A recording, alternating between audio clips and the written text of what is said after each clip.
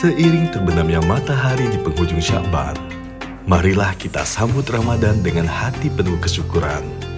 Semoga dalam kesucian bulan ini, kita dipertemukan dengan ketenangan, kekuatan iman, dan keberkahan di setiap langkah.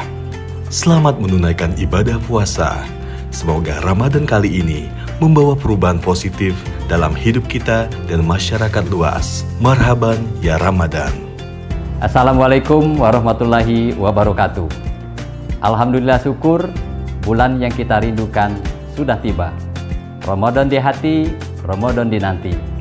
Saya Dr. Andes Ratudewa MSI, penjabat Wali Kota Palembang beserta istri mengucapkan selamat menunaikan ibadah puasa 1445 Hijriah. Terima kasih. Wallahul muwaffiq ila aqwamit thoriq. Wassalamualaikum warahmatullahi wabarakatuh.